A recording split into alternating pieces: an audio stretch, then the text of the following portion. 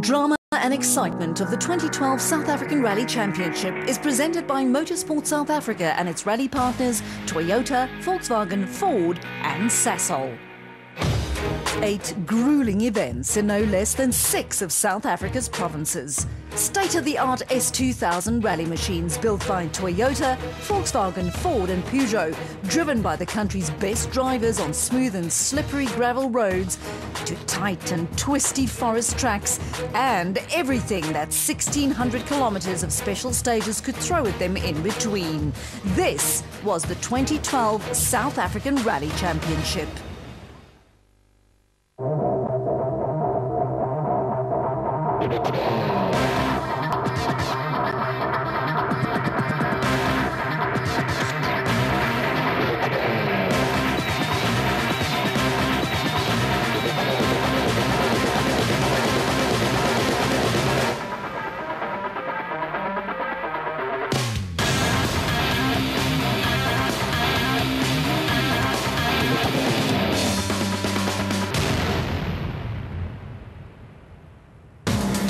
In this final edition of the NRC, we tell the story of an emotional rollercoaster ride for all who chased around the country in search of rally glory. A story of failure and success, of glorious victory and crushing defeat. It all started in March when new teams with new sponsors and new cars descended upon Durban for the season-opening Total Rally. Less than a month later, the rally circus moved to the forest roads of Mpumalanga for the popular Sasol Rally, before braving the dust and cold that characterized the Toyota Gauteng Dealer Rally. The heavens opened, turning the already demanding Volkswagen Rally into a mud bath, while crews returned to KwaZulu-Natal for round 5, the Rally of South Africa. Spring in the Oeverberg of the Western Cape provided a beautiful backdrop for the Toyota Cape Dealer Rally, before the teams headed north to the capital of Limpopo for the Polokwane Rally. The final showdown happened in the forests between George and Knysna, the season-ending Garden Route Rally. So, the scene was set for one of the most hotly contested championship battles in South African rallying history, and this was the first battlefield.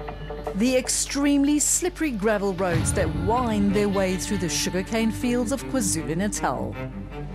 The Sasol Ford crew of Mark Cronje and Robin Houghton lost the 2011 title under controversial circumstances, so Cronje had every intention to set things right in 2012. It didn't start well though, and a narrow escape for Cronje, who's lucky to continue, but nearly 2 minutes were lost. Officials, team members and media all anxiously awaited the arrival of Leroy Poulter at the end of stage 1, but Poulter was not so lucky. His Castrol Toyota Auris was totally destroyed. After sliding off the road, the hot exhaust set fire to the sugarcane, while a helpless Poulter and co-driver Alvin Kutsia could only stand back and witness how the fire totally consumed the stricken Toyota.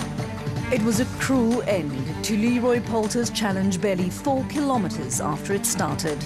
But as they say, the show had to go on, and the brand new BP Volkswagen Polo started to show its potential, with Enzo Kuhn locked in a bitter fight with the Basil Reed Ford of Charles Wilkin over the rest of the day's gravel stages. The leader at the end of day 1 would end up sweeping the slippery roads on day 2, something that neither Kuhn nor Wilkin were prepared to do, so they both deliberately slowed down at the end of the day to lose time. As a result, Hergen Vecken inherited the lead, but it was short-lived. The new Polo simply wouldn't start, forcing the former champion to retire early on day 2. Mark Cronje made good use of his better road position to launch a brutal attack. The Sasol Fiesta took the lead early on during day 2 and simply disappeared into the distance, almost making it look easy to take the first victory of 2012. The remaining Castrol Toyota of Johnny Gemmell put up a good fight in an effort to stay with Cronje, but there was nothing he could do besides settling for a fine second position. With round 1 of the championship done and dusted, it was time to shift the attention to round 2, the famous Sasol Rally. The 2012 event was the 21st edition of the rally, with backing from South African fuel and oils giant Sasol, who once again pulled out all the stops to not only ensure an epic battle for the drivers, but to also provide a memorable spectacle for the thousands of spectators who undertake the yearly pilgrimage to rally heaven.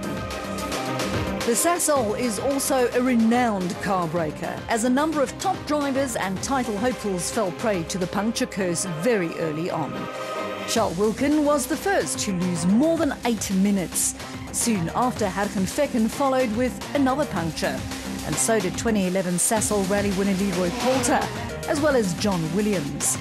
Enzo Kuhn joined the list of drivers who lost time to deflated rubber, while Mohamed Musa's day got off to an even worse start, courtesy of this roll.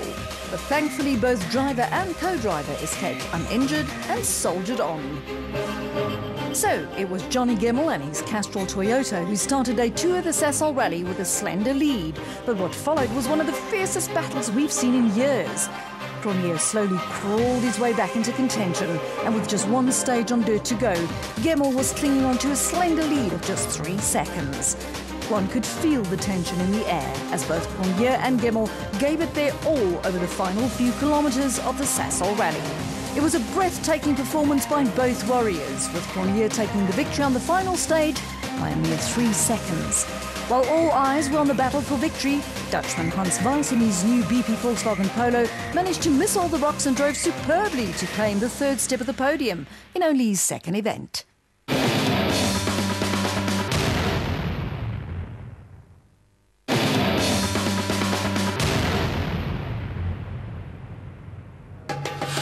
The rally circus now moved to Gauteng for round 3, the Toyota Gauteng Dealer Rally, and this was what they had to face: dust and cold weather in the mealie fields of the East Rand. The majority of the stages took place in front of large crowds at the popular Rally-style motorsport facility near Bobsfontein, while the 2-day Toyota Gauteng Dealer Rally reached its climax on the tarmac of the Swartkops racing circuit just west of Pretoria. Championship leaders Mark Cronje and Robin Houghton were the first ones to break the morning silence in their Sasol Ford Fiesta, and the first ones to run into trouble as his rival Johnny Gemmell passed what looked like a stricken Sasol Ford of Mark Cronje.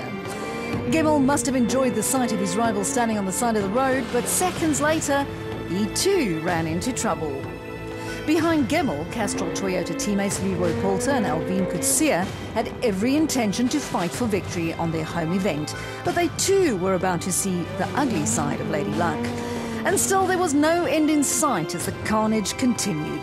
Hargen Fecken and Pierre Arries were the next ones to suffer the same fate, followed by teammates Enzo Kuhn and Guy Hodgson, who became the 5th team in succession to stop and change a flat tyre, something we've probably never seen before. Charles Wilkin and Greg Godrich were the next ones to venture onto the battlefield of Stage 1. But the Basil Reed Ford Fiesta also disappeared into the abyss. That's 6 out of 6.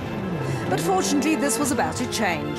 Jan Habig and Robert Paisley drove past their fallen comrades and finally emerged from Stage 1 to take a massive early rally lead in the Basil Reed Ford Fiesta. Instead of outright speed, survival became the name of the game. So far, only 3 cars have reached the end, and only one managed to do so without getting a puncture. But John Williams and Cobus Frey were about to make that too. And finally, another team with a clean run over Stage 1. Jean-Pierre Damso and Grant Martin in their team Total Toyota emerged in 2nd on the overall standings. The door was wide open for Mohamed Musa and Andre Vermeulen in the 2nd of the team Total Toyotas, but the Tanin businessman became yet another victim of this tricky stage. So, it was 6 times National Rally champion Jan Habig and co-driver Robert Paisley who started day 2 as clear leaders. The veteran driver was on course to win his first event behind the wheel of his new Basil Reed Ford Fiesta. But on day 2, Habig too succumbed to the puncture curse and tumbled down the leaderboard. Thanks to Habig's woes, it was the Sasol Ford Fiesta of John Williams who inherited the lead, closely followed by the Total Toyota of JP Damso. The SAC Trucks and Q8 Oil's Peugeot of Hein Latergan had crawled its way into 3rd and was now in hot pursuit. Latergan is a former circuit racing driver, and his skills on tarmac showed as he managed to reel in the Total Toyota of Damso to steal 2nd position. But at the front, it was Williams who kept his head and successfully fended off the late challenge to record his first ever victory. And with this win, Williams became the third successive Sasol Ford Fiesta driver to spray the champagne from the top step of the podium. After 3 rounds in 3 different provinces, the 2012 South African Rally Championship reached its 4th province, the Eastern Cape, for the 30th running of the popular Volkswagen Rally in the backyard of the automotive giant. A regular feature of the VW Rally is the feared Longmoor Forest, renowned for being a place that usually separates the men from the boys. But there was one more problem to worry about. Torrential rain and cold weather was predicted for the entire weekend, and for once, a weather forecast proved to be more than just accurate. With this being the Volkswagen Rally, all eyes were on the new BP Volkswagen Polos, but unfortunately it didn't go according to plan for either of them. Arjen Fekken and Pierre Aries were the first ones to run into trouble when they slid off the slippery road. Nothing could prepare Hans Weiss and Belgian co-driver Bjorn de Gant for these treacherous conditions, and they too lost loads of time. And for some reason, call it irony or Murphy if you want, the sponsor of the rally very rarely succeeds in winning their own event, and it seems like the 2012 Volkswagen Rally would be no different. Enzo Kuhn is normally a master in these conditions, but something inside the BP Polo was also holding him back. As expected, Johnny Gemmell and Carolyn Swan were once again involved in a battle for a rally win. But this time the battle was not with arch-rival Marc Cronje, but rather with veteran driver Jan Habich.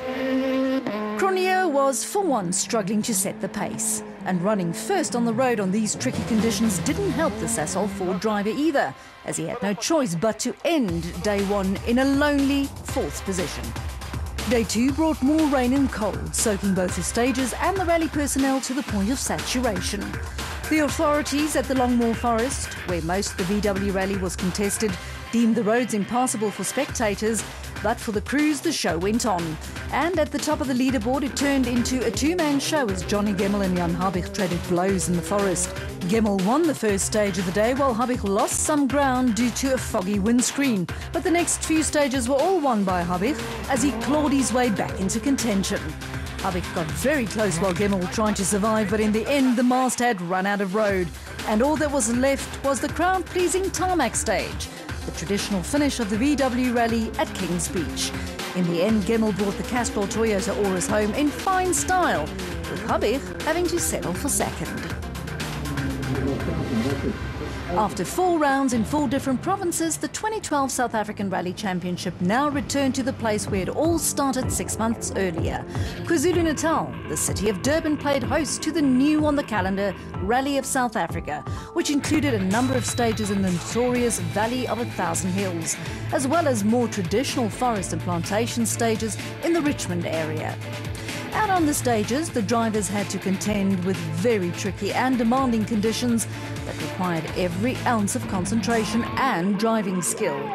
Team Sasol's Marc Cronje had a scary moment early on when he spun his Ford Fiesta, but his speed was such that he still emerged from the battlefield as the overnight leader. Castrol Toyota's Leroy Poulter was in contention early on, but a small mistake saw the talented driver and his car roll down the side of the mountain, fortunately without sustaining any injuries, although the same could not be said of the Castrol Toyota Auris.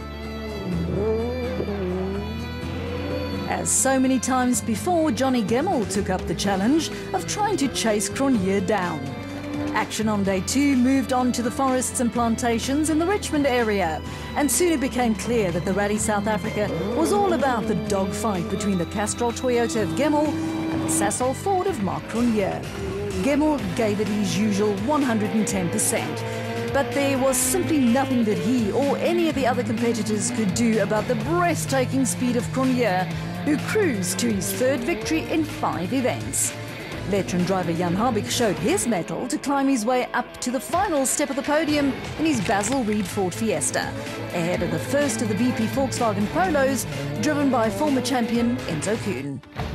After a second visit to KwaZulu-Natal, it was off to the Western Cape for the first time in 2012. To spectators and viewers, it's known as the Toyota Cape Dealer Rally, but to the insiders, it's referred to as the Oeverberg Grand Prix on gravel.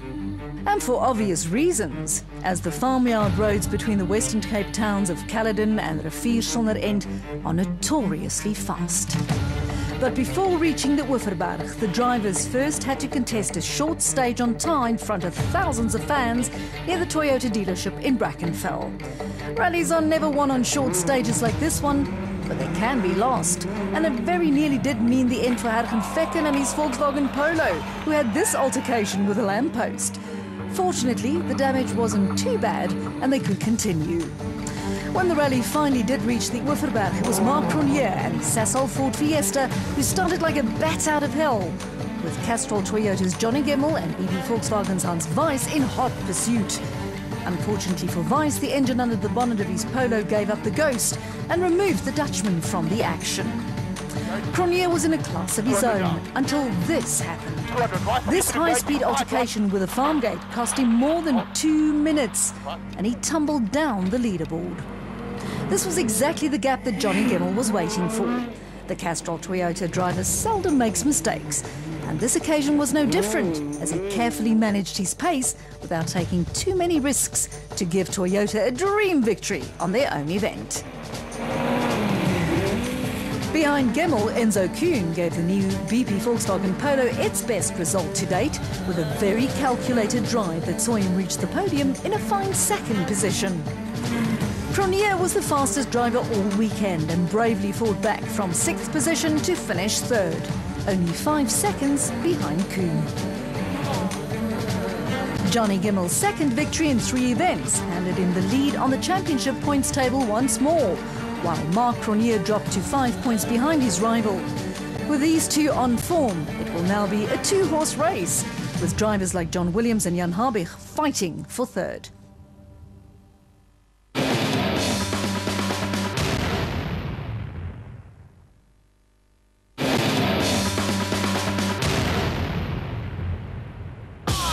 The 7th battlefield of the 2012 Rally War was the Bushveld and surrounding farms around Polokwane, the Limpopo capital. Temperatures were sky high and the roads were tricky and dusty, the ideal test for both man and machine. And it didn't take long for the drama to start. Toyota's Leroy Poltan, winner of this event 12 months ago, ran into trouble on the very first stage when he damaged the left front suspension of his Castrol Aurus. BP Volkswagen's Hans Weiss became another victim when the young Dutchman tackled a large jump with too much enthusiasm, bringing an end to his challenge. And the day got even worse for the BP Volkswagen team when the engine under the bonnet of Enzo Kuhn's Polo cried enough, forcing the former champion into retirement. And when the dust settled after a demanding day one, it was Marc Cronje and his Sasol Ford who led the way. Cronje went to bed with a healthy 47-second advantage over his nearest rivals. In sharp contrast to what people were expecting, the man chasing Cronje was not his championship rival Johnny Gemmell, but rather the veteran Jan Habig in his Basil Reed Ford. Hergen Fecken was also experiencing one of his better days so far in 2012 and completed the day in 3rd. The final day of the Polokwane Rally dawned, and the question everyone wanted answered was simple. Can Johnny Gemmell do anything to prevent his championship rival Marc Cronje from running away with the event?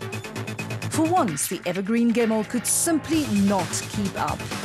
He started the final day in 5th and fought back bravely, but suddenly the championship was turned on its head. On the penultimate stage, the Castrol Toyota pulled over and stopped on the side of the road with an overheating engine. Could this have been the moment that would decide the 2012 championship? Meanwhile, Jan Habig threw caution to the wind in an effort to close the gap to Cronje, but his plans were destroyed, courtesy of alternator and power steering problems. With Habig dropping down the leaderboard, Imperial Toyota's Geniel de Villiers saw an opening and claimed his best ever result in the world of special stage rallying, 3rd for the former Dakar winner. And former champion Hergen Fecken had a clean run which allowed him to concentrate on driving his BP Volkswagen Polo. He was rewarded with the best result of the season and a fine 2nd place overall. But there was nothing that anyone could do to stop the flying Marc Cronje.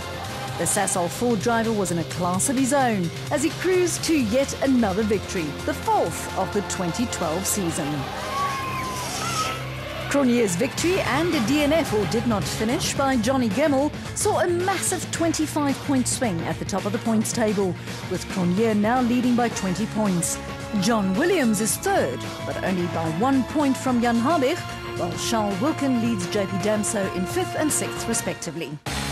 During 2012, Gugu Zulu, together with youngsters Henk Lateghan and Wilro Dippenaar, contested the new for 2012 Super 2000 Challenge class.